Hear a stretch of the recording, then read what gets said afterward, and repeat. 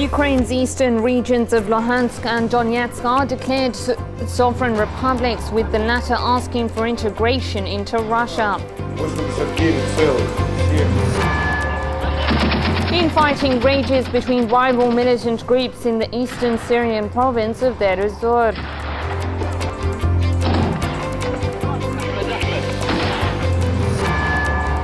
A new report reveals that the Israelis are putting an increasing number of Palestinian children in solitary confinement.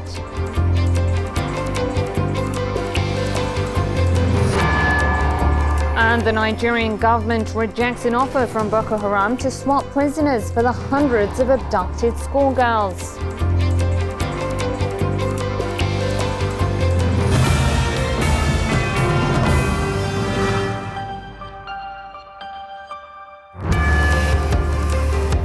Hello there, you're watching Ali Tijah World News, and I'm Fatima Basim. Pro-Russian separatists have declared the eastern regions of Donetsk and Luhansk as sovereign republics.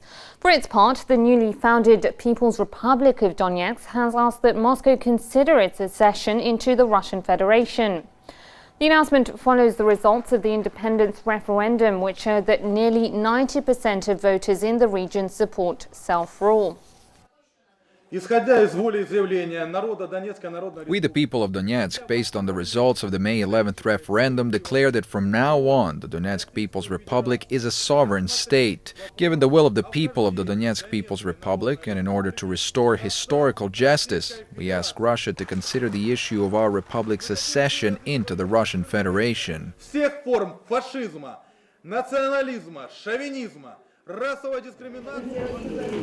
It's a Crimea-inspired referendum, and like the former Ukrainian peninsula, the eastern regions of Donetsk and Luhansk have overwhelmingly voted yes to secede from Kiev.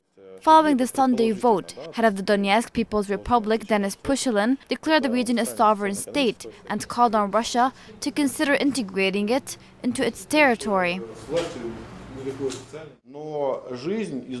Counting the ballots proved to be surprisingly easy. The number of people who said no was relatively small, and there appeared to be only a tiny proportion of spoiled ballots. The figures are as follows: 89.07% voted for, 10.19% voted against, and 0.74% of ballots were rendered ineligible. The figures were even higher in Luhansk, where the local electoral commission announced that more than 96% of voters voted in favor of separation. For most of the 7 million residents of the two regions, self-rule is a better alternative as opposed to remaining part of the Kiev administration. Of course I joined the others and I voted for the self-rule, because all of these 23 years our government has been disappointing us. I am 100% sure the people have made the right decision. Before I was in doubt, thinking, maybe we don't need it, maybe it is not worth it. After these bombings, the result is 100%. Meanwhile, fighting between Ukrainian armed forces and pro-Russian activists broke out in the village of Andrivka, near the flashpoint eastern city of Slavyansk. The town has come under artillery fire as explosions and gunfire have been reported. However, it is not yet clear whether either side suffered any casualties. Another violent incident occurred in eastern Ukraine, as an amateur video purportedly showed Ukrainian National Guards shooting and wounding a pro-Russian activist near an administrative building. Now, despite efforts to delegitimize the Crimea-style vote, the referendum has been completed, but has yet to show whether it will see yet another Ukrainian region officially join the Russian Federation. Angered by the results of Sunday's vote in eastern Ukraine, Kiev was quick to slam the referendum as a sham without any legal basis. Addressing Parliament, Ukraine's acting president Alexander Turchinov said the farce that terrorist separatists call a referendum is nothing more than propaganda to cover up murders, kidnappings, violence and other serious crimes.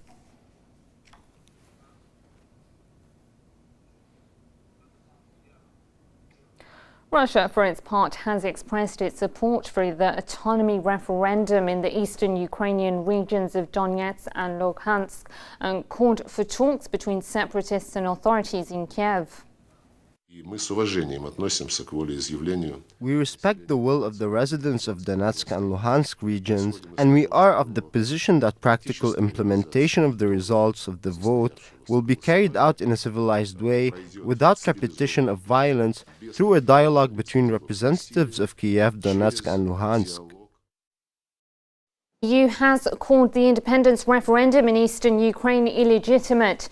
The president of the European Council made the comments during a joint news conference in Kiev with the Ukrainian Prime Minister.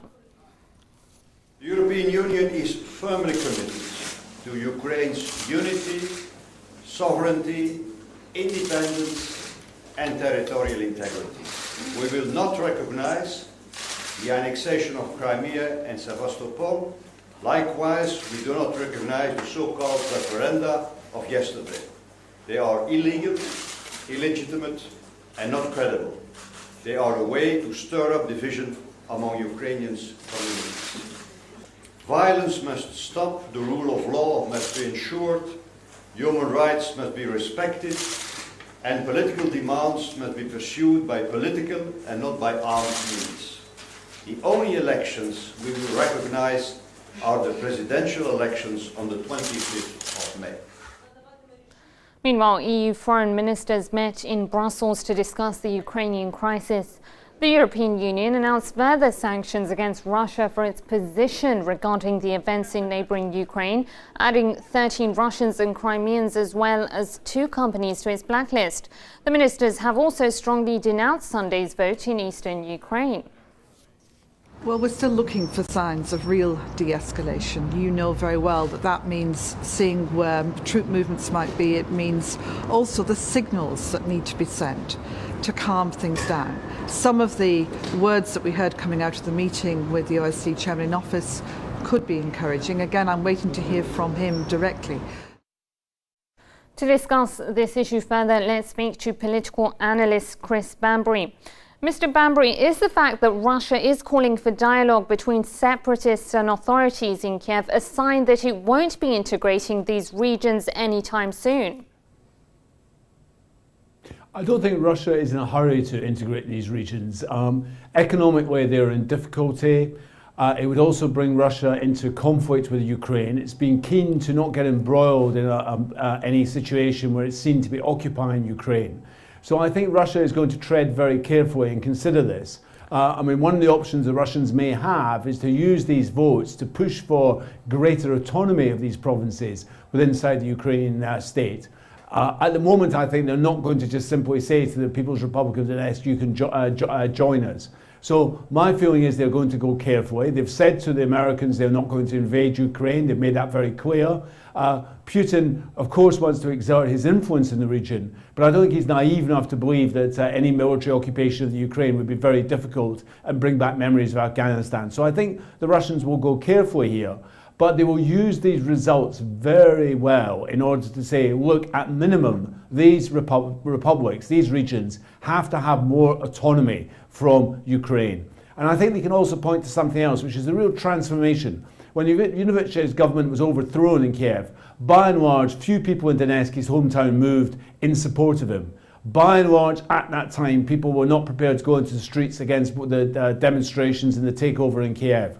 Really, since then, there has been a sea change in attitude inside eastern Ukraine and Donetsk and elsewhere, with people saying, at least we want more autonomy and probably we want to leave Ukraine because of the threats that have been made to us by the new government in Kiev and by the presence in that government of right-wing nationalists and fascists. We feel uneasy, and really the transformation within a few weeks is utterly unbelievable. It's a situation now we have these results with an overwhelming vote for quitting Ukraine. Yes, but what if the authorities in Kiev decide to heighten its military operations in the east? What will Russia's next move be then?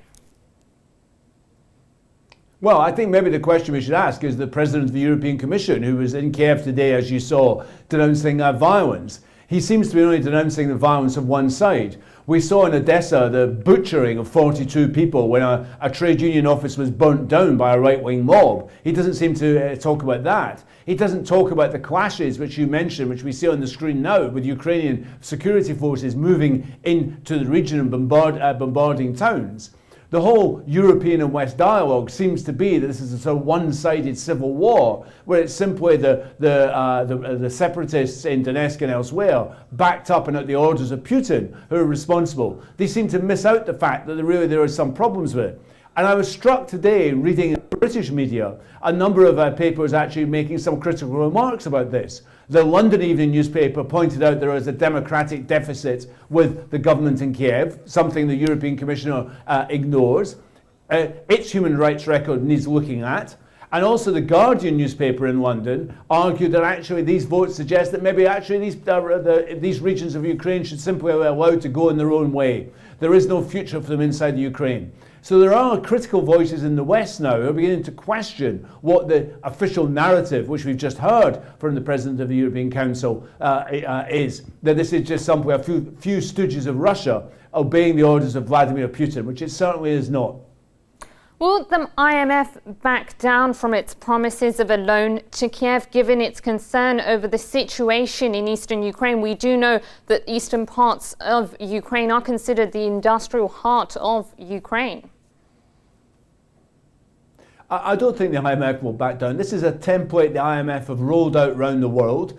They rolled it out in much of Africa and Asia. Now they've rolled it out in Greece and other countries in southern Europe, and they're applying it in Ukraine. It's a familiar one. And I don't see that the European Commission and the International Monetary Fund will roll back from this. What the people of Ukraine are going to get from Europe is a slashing of living standards, the privatization of their services, a cutting in pensions, higher unemployment. We know what these austerity measures mean because we've seen them in Greece where they've been catastrophic. And that's what awaits the people of Ukraine, who took to the streets believing that somehow the European Union was going to come in and save them. You know, and that woman who was analysed saying we've had enough of our government, actually across Ukraine, in all sides of this debate, people have had enough of bad government in Ukraine. But they're not going to get better government from Europe or from the International Monetary Fund, who are simply going to roll out the failed policies of austerity once more with the same results, which would be devastation of the region. And we've seen this elsewhere in Eastern Europe, of course. Yes, we do know that the EU has announced has targeted sanctions against 13 Russians and Crimeans. How far is the West willing to go with these Russian-targeted sanctions? Well, of course, the sanctions are simply targeted at individuals who are supposedly in Putin's inner circle. They're not targeted at Russia. And behind that lies a fault line. The European Union is less keen on sanctions than the United States of America because Russia is a major trading partner. Europe relies on Russian gas and oil, the investment in Russia, which we see, for instance, in property here in London. The Europeans are less keen to push further down the sanctions load than the Americans. And already in Washington, we hear arguments that America should just take unilateral action, independent of the European Union, in racking up the sanctions. So it remains to be seen how, if we're going to continue with this sort of game of sanctions, increase military pressure by putting special forces and air and warplanes into NATO countries bordering Ukraine, how far Russia is going to, the European Union will continue with this, and whether those strains can be kept under the carpet, if you like. But certainly the key question now, in my opinion, is not so much what the Europeans do, it's what the United States does. Yes, we do know that Germany's foreign minister is expected to be in Kiev tomorrow in trying to mediate between the separatists and Kiev. Do you think their efforts will be successful? We do know that Germans have a lot of stake in what's going on here. Germany has a great deal at stake in terms of its economic relations with Russia. You're quite right. And what I would like to see is a German foreign minister urging the Ukrainians to come back to the conference table in Geneva, where an agreement was made over these matters. And to me, this remains the only hope. And it has to be said that the agreement in Geneva was not implemented. They blame the Russians, they blame the separatists in Donetsk, but actually they can point to the fact that the demonstrations in Maidan and Kiev itself did not dismantle their occupations and demonstrations. And therefore, if they're to come back to Geneva, that would be the best argument the Germans could put, and both sides should stick by the agreement that was made in Geneva. I'm afraid I'm going to have to leave it there. Political analyst Chris Bambury, thank you for speaking to Al Ittijah.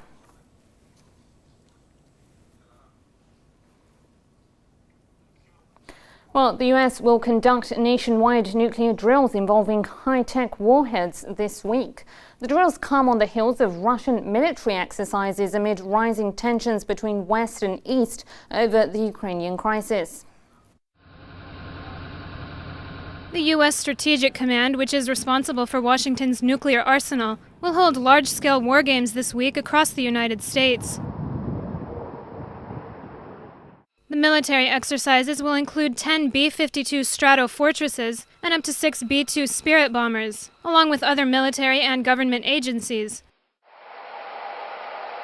The drills have been scheduled to be conducted from May 12th to May 16th, with few other details disclosed. Admiral Cecil Haney, head of the Strategic Command, said, "This exercise provides unique training opportunities to incorporate the most current technology and techniques in support of our mission. Continued focus and investment in our strategic capabilities allow U.S. Stratcom to deter, dissuade, and defeat current and future threats to the U.S. and our allies." Although the Americans denied that the war games are related to, quote, real-world events, the simulation of nuclear attacks comes in the wake of Russia's pre-scheduled military exercises, focusing on deterring nuclear strikes under the watchful eye of President Vladimir Putin. This also follows NATO's military buildup in Eastern Europe, including in countries such as Poland, Romania, and Estonia. NATO drills near Russia's border have hit a record high since the beginning of the Ukrainian crisis. Although the option of war has not been openly put on the table, the military buildup by NATO and its allies has been looked upon as a provocation amid an ongoing struggle of West versus East.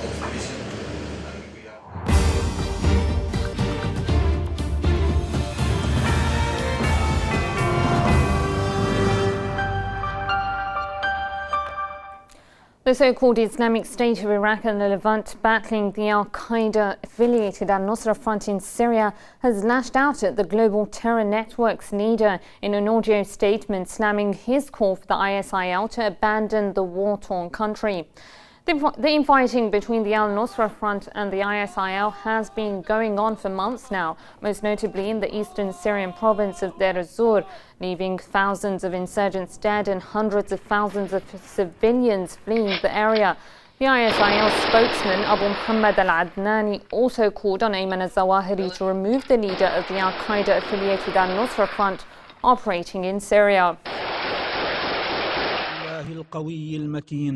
Sheikh Osama gathered all the Mujahideen with one word, but you divide them and tore them apart. You make the Mujahideen sad and you make the enemy of the Mujahideen gloat because you support the traitor Jolani, and you make the heart bleed. You are the one who instigated the strife and you have to extinguish it. Civilians in Deir ez-Zor have witnessed more than 2 years of infighting between the foreign-backed militants and the Syrian army. Now they're dealing with a second wave of carnage that has devastated parts of the country. The so-called Islamic State of Iraq and the Levant, or ISIL, which started as an offshoot of Al-Qaeda in Iraq but has since been disowned, has captured neighborhoods of Deir ez-Zor city from the al-Nusra Front, Syria's official Al-Qaeda affiliate. The British-based Syrian Observatory for Human Rights, which relies on a network of opposition activists, reported that some 230 militants have been killed over the past 10 days as a result of the infighting. Although ISIL made headway in the fight for Deir ez-Zor, armed groups rarely hold territory for long before clashes resume. The fighting centers around villages on the outskirts of Deir ez-Zor, where militant groups have been fighting each other for control of oil fields and strategic areas. In Syria's more than 3-year conflict, clashes have tended to be highly localized, and when it suits their objectives, the al-Nusra Front and ISIL have fought side by side in some areas. Meanwhile, some disturbing video footage has been posted online showing massacres carried out by both jihadist groups, with victims being innocent Syrian civilians. The two jihadist groups have continued to clash despite a call from Al-Qaeda chief Ayman al-Zawahiri earlier this month for an end to the hostilities. In response to Zawahiri's call, al-Nusra said it would stop fighting ISIL if the group ended its attacks.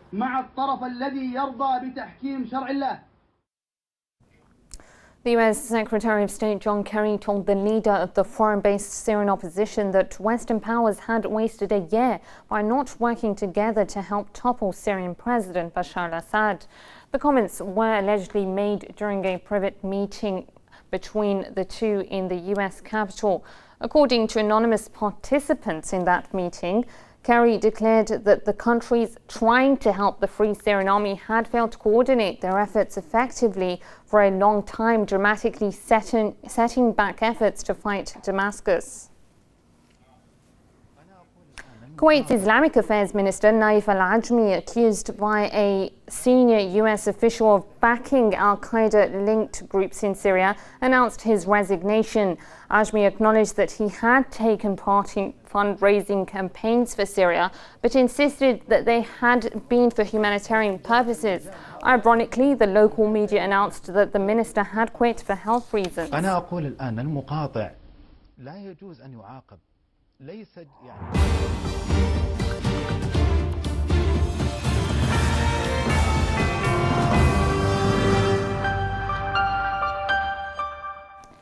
An international children's rights group has issued a report condemning Israeli authorities for placing increasing numbers of arrested Palestinian children in solitary confinement, most of whom are subject to physical and verbal abuse. These children have done nothing. Why are you taking them? Standing there. We saw them. They didn't attack. They didn't do anything. He's still eating his crisps that his mum gave him. They didn't do anything. They're too young to be arrested. Why are you taking them? They look like they're both under 13. Neither the age nor the innocence of these Palestinian minors gives them immunity from the aggression of Israeli occupation forces. According to the UN Children's Fund, the Israelis have arrested, interrogated, and prosecuted around 7,000 children between the ages of 12 and 17 over the past decade. That's almost 2 children a day.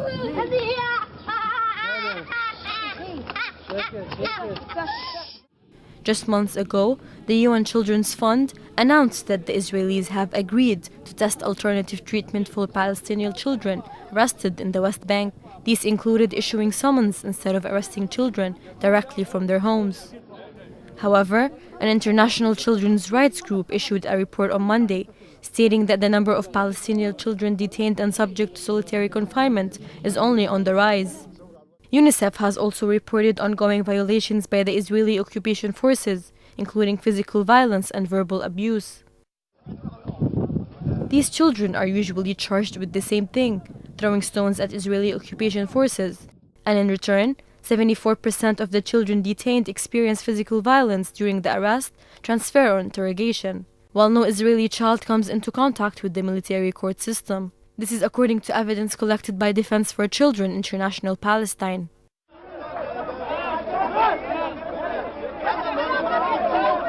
The Human Rights Association estimates that up to 700 Palestinian children, some as young as 12 years old, are subject to the Israeli military detention system each year. And while the world stands idly by, watching the ongoing occupation of Palestinian lands by the brutal Israeli regime, the childhood of many Palestinians is abruptly ended through the use of arbitrary detention and abuses, constituting major human rights violations.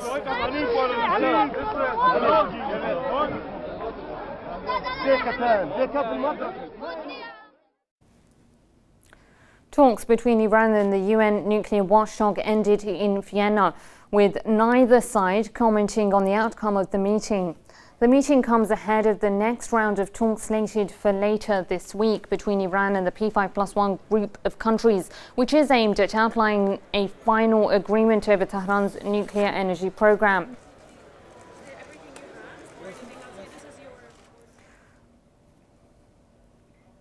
Well, Pakistani Prime Minister Nawaz Sharif met with the Supreme Leader of Iran, Sayyid Ali Khamenei, while on the 2-day visit to the Islamic Republic. During the meeting, Iran's supreme leader warned that Takfiri groups operating in the region pose a threat to the entire Muslim world. The two leaders also discussed bilateral issues while agreeing to work in harmony to develop the region amid the US's efforts to foment division between Iran and Pakistan.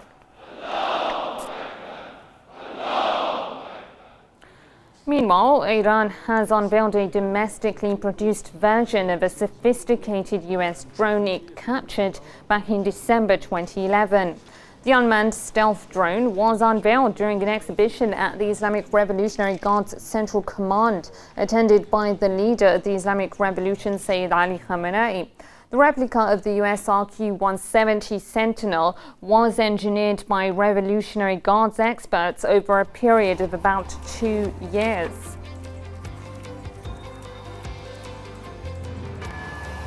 You're watching Al Ittijah World News, still to come. Polls close in India's mammoth general election amid a record voter turnout.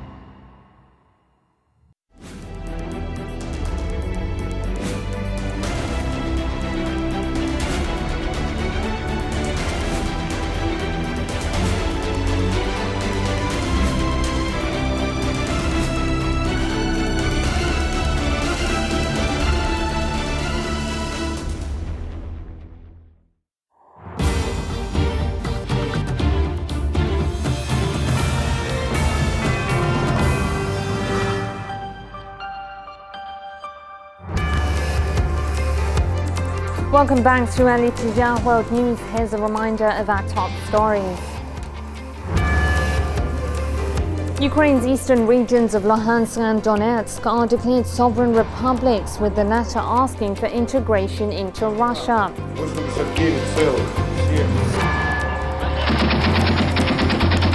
Infighting rages between rival militant groups in the eastern Syrian province of Deir ez-Zor.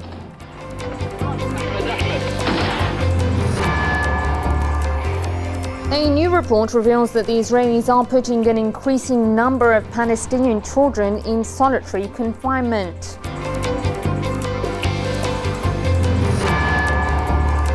And the Nigerian government rejects an offer from Boko Haram to swap prisoners for the hundreds of abducted schoolgirls.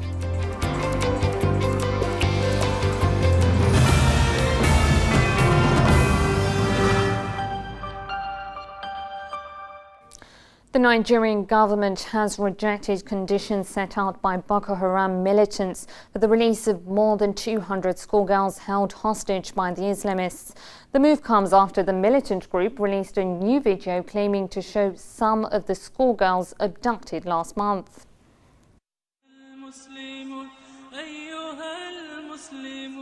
They were only innocent schoolgirls, and now they are being held hostage by one of Africa's most dangerous militant groups. هذه الفتيات اللاتي تشغلون أنفسكم بأمرهن. These girls that you occupy yourselves with, we have indeed liberated them. These girls have become Muslims. There are still others who have not converted and are holding on to your belief. There are many of them. In a new 27-minute video released to the media, the leader of Nigeria's militant Islamist group Boko Haram alleged that the missing Nigerian schoolgirls who were abducted last month have converted to Islam and would not be released until all of the group's prisoners held by the government were freed. We will never release them until after you release our brothers. Later in the video, around 130 of the abducted girls could be seen wearing full-length dresses and reciting verses from the Holy Quran. However, this may just be a publicity stunt for the organization that has recently made its debut on the international scene as a notorious Islamist group, refusing all aspects of Western society.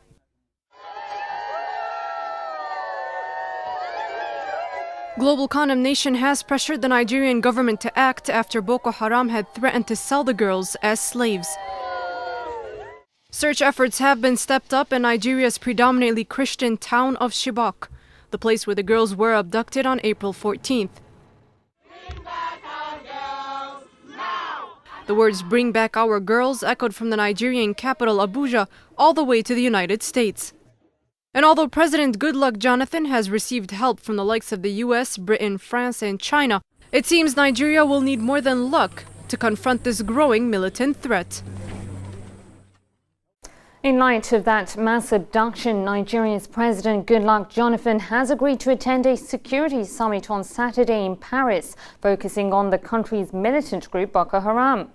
Although details of the summit have not been finalized, French President François Hollande is waiting for a confirmation from Nigeria as well as 4 neighboring countries. Representatives from the EU will also be attending the summit.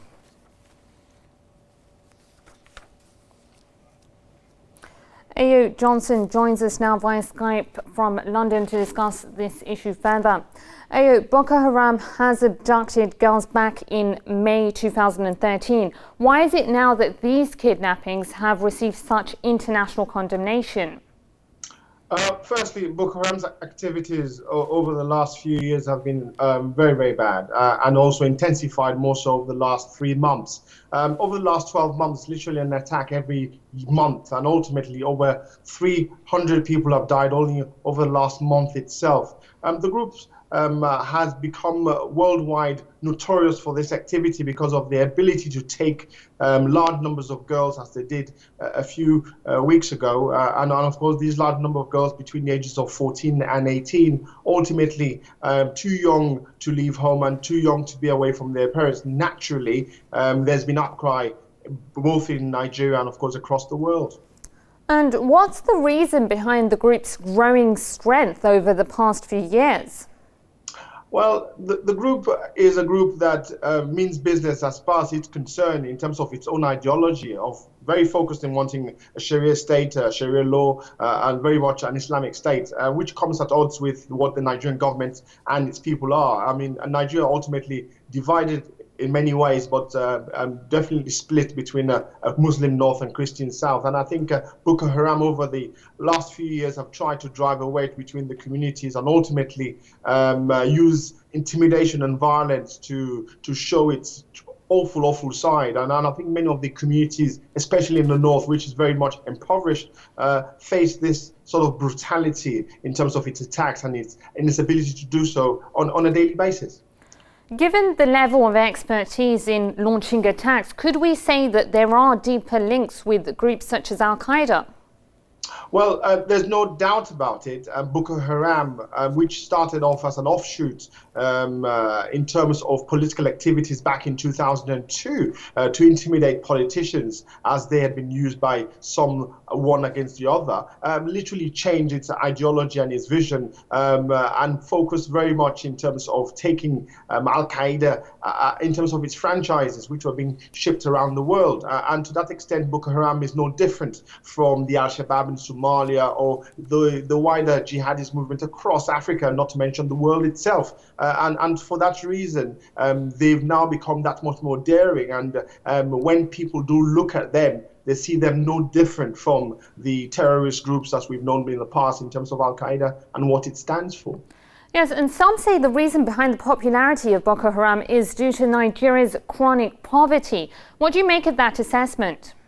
Absolutely. If we're to go to the root causes, I mean, for a start, Boko Haram sort of survives, if one were to use that word, or if one were to say it grows on the margins of the society. It feeds off poverty. It feeds off areas which are impoverished, or many of the youth who don't have jobs, many of them who feel disconnected from politics, disconnected from the mainstream, seem to appeal or at least be able to interact with these sort of groups. And to that extent, Boko Boko Haram has been able to recruit continually so, unopposed, for a very long time. And until Nigeria can resolve the root causes, which is very much about poverty, inequality, and above all, creation of jobs, groups like Boko Haram will become a real problem for this world, and not to mention Nigeria itself. We have heard that some countries such as the US, UK, China and even Israel offering their help to Abuja. Are we going to see Western troops in Nigeria? Well, that is where we have a problem. Western troops, yes, Nigeria are proud people. They want to show that they have the capacity to take care of their own problems on their own. But this is clearly a problem too far, too long and too wide for them, for which Goodluck Jonathan, the president, has got to swallow his pride and accept this continual support that he's receiving worldwide, which would help him to shoulder some of the responsibility which he's been carrying for some time. But I believe that the United States, Britain, France, not to mention China, of all people coming to the support, and even the Israelis themselves helping with intelligence, it just shows the unified front that's required to deal with Boko Haram, which is clearly not just a localized or isolated or regional problem, but has an international dimension to it. That's the worry, because Boko Haram itself, just like Goodluck Jonathan could ask for support from around the world, so could Boko Haram. They could ask for jihadists worldwide to come and make Nigeria becoming the Iraq and Afghanistans of this world, where the fighting itself against the West, as many of these jihadists see it as a common enemy, can truly become a reality. And what a deadly, deadly, deadly reality would that be for Nigeria as a whole. All right, Ayo Johnson, African affairs expert, thank you for speaking to Ali Tija. It's a pleasure. Thank you.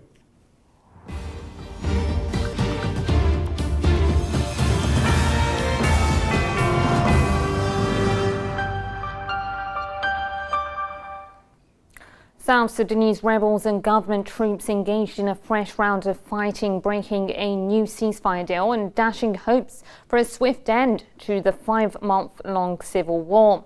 Since President Salva Kiir and rebel leader Riek Machar signed a ceasefire deal on Friday, both sides have traded blame over the ongoing ground attacks and artillery barrages. A new report released by human rights organizations has revealed that up to 170 Bahrainis were detained by security forces last month, a number that adds to the already stained record of the Al Khalifa regime in dealing with the political crisis in the tiny Persian Gulf island. Inside the walls of this and many other prisons in Bahrain lie hundreds of detainees, while their fellow countrymen are being subjected to a harsher crackdown and exposed to toxic tear gas, as well as other brutal means. Their own lives are also being threatened. Information emerging from Bahraini jails reveals some appalling and alarming details. In April alone, security forces conducted a total of 170 detentions against demonstrators calling for democratic change, 29 of whom were children.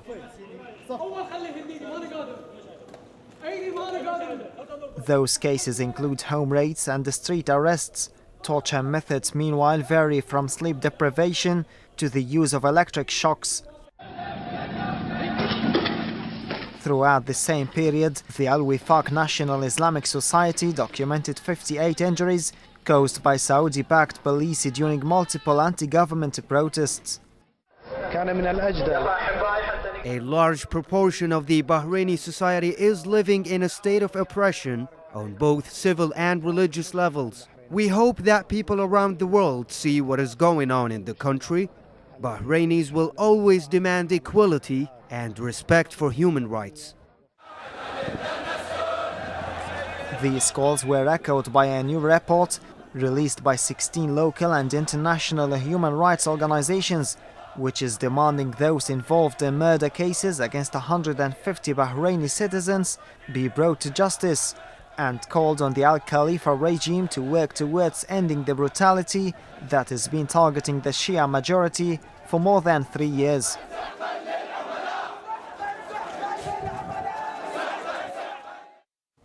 The Iraqi army has continued with its military offensive in the Anbar province in a bid to rid the country of al-Qaeda-linked militants. This as violence across Iraq killed and injured scores of people. The Iraqi Defense Ministry announced that the army was able to secure the region of Hayakil in a residential compound in the city of Fallujah. According to a statement, the Defense Ministry declared that the army has advanced slightly as it continued with its military operations in the Anbar province. The Iraqi army launched a military offensive on Friday in a bid to rid the country from the Islamic State of Iraq and the Levant militants. Iraqi Prime Minister Noor al-Maliki, for his part, has reiterated that the military will continue with their offensive until they clear the Anbar province and Iraq from ISIL militants. Elsewhere, violence has continued to ravage the country, with bombings and explosions occurring on an almost daily basis. South of the capital, Baghdad, 1 person was killed and 10 others wounded when a bomb exploded at a busy marketplace. Security forces rushed to the scene and cordoned off the area. Meanwhile, in the city of Nineveh, 14 people, ranging from military personnel to civilians, were among the dead and wounded when a suicide bomber struck near a military operations headquarters in the city on Sunday.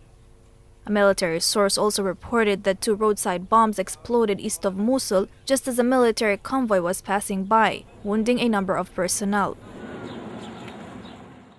The deadly violence comes as Iraq suffers a protracted surge in bloodshed, the worst the country has experienced since the brutal sectarian fighting that peaked in 2006-2007 and killed tens of thousands of people.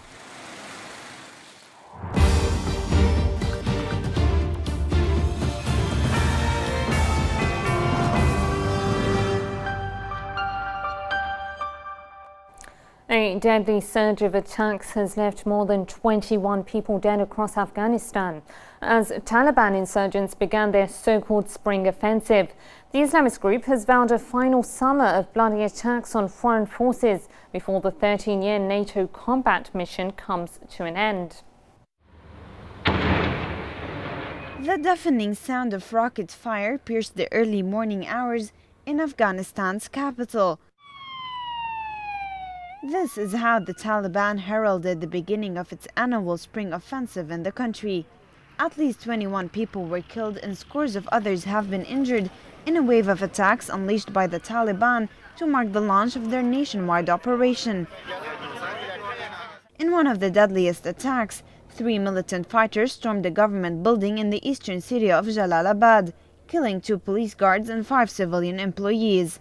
One of the attackers died when he detonated his explosives vest inside, while the other 2 were killed by police during a gun battle. Elsewhere in Jalalabad, attackers targeted a police vehicle and detonated a roadside bomb, wounding 6 people, including 2 policemen. In southern Helmand province, the Taliban heartland, insurgents killed 9 policemen in an attack on a checkpoint. Meanwhile, in the east, groups of militants attacked police checkpoints on the outskirts of the city of Ghazni, killing 3 people and wounding 8 others. To the north of the capital, 4 rockets struck the NATO military airbase at Bagram, causing minor damage. The Taliban also claimed responsibility for an attack in which a rocket hit a market in the North Parwan province, killing 2 civilians and wounding 4. This year's Taliban spring offensive comes at a sensitive time against the backdrop of a key presidential election and as international forces prepare to withdraw from the country by the end of the year.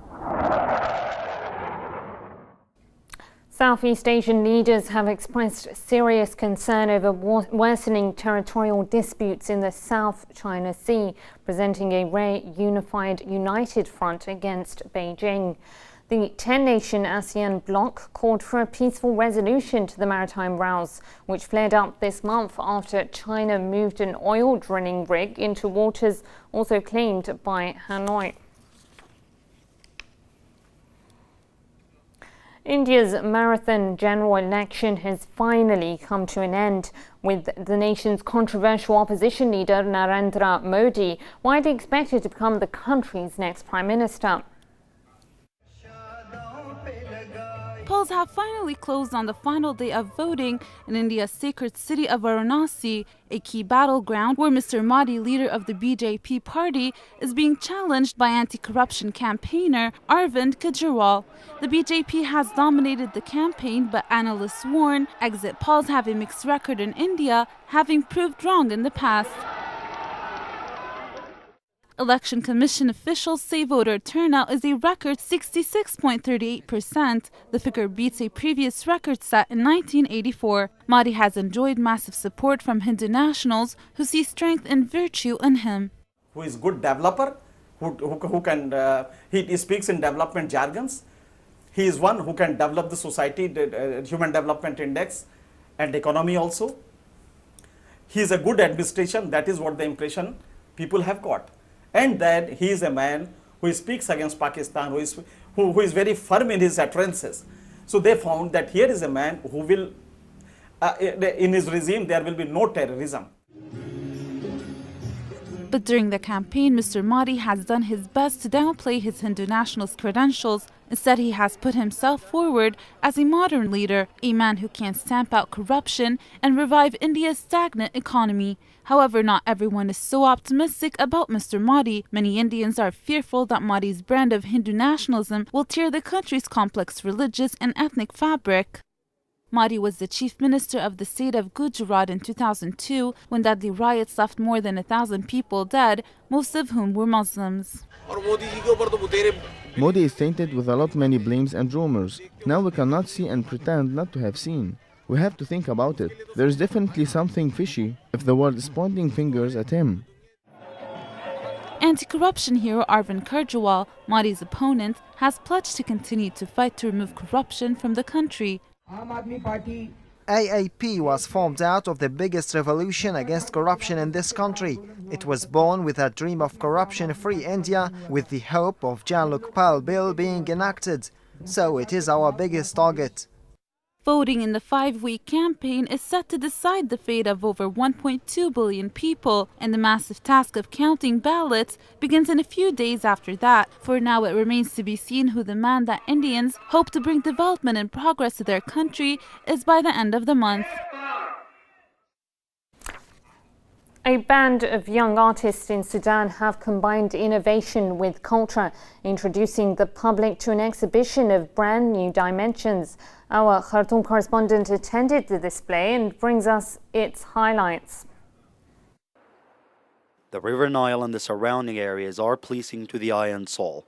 As a result, this group of artists came up with an idea to infuse art into Sudanese households. The product was the Open Air Art Exhibition. The idea was initiated 3 years ago. The idea of free plastic art, or the Open Air Art Exhibition on Nile Avenue. It's associated with the Nile and Nile Avenue.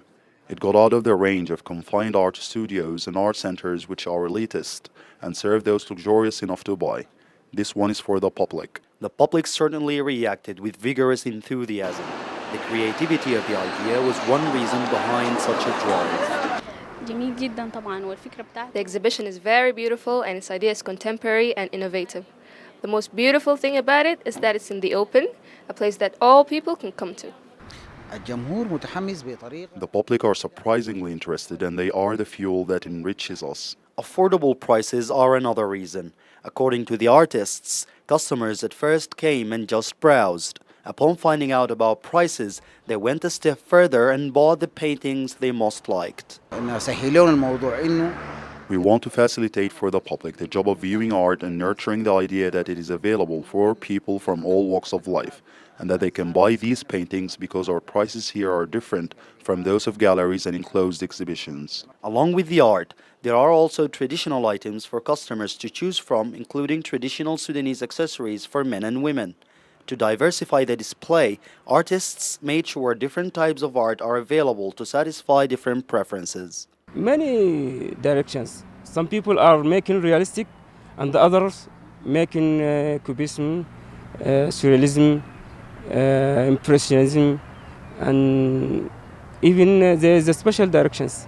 The originality of the idea did not only attract the Sudanese. Artists came here painting and drawing some artwork.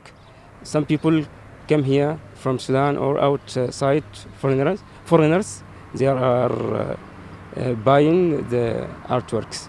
For those so inclined, they can get their portrait picture drawn on the spot. And not just that, for these artists, coffee is not just a hot drink to enjoy. Apparently, it can also be used as the sole coloring material for exotic paintings. In today's world, where people rush through the motions of life, this group of artists is determined to give these people an opportunity to obtain an object of art, one they could stop long enough to enjoy and admire outside the daily grind of life. Ahmed Saeed Ahmed, Al-Ittijah News Channel, Khartoum. Here's a reminder of our top stories. Ukraine's eastern regions of Luhansk and Donetsk are declared sovereign republics, with the latter asking for the integration into Russia. Infighting rages between rival militant groups in the eastern Syrian province of Deir ez-Zor.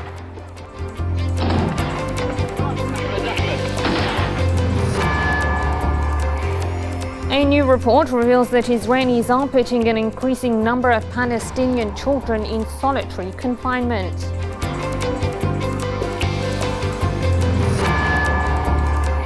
And the Nigerian government rejects an offer from Boko Haram to swap prisoners for the hundreds of abducted schoolgirls.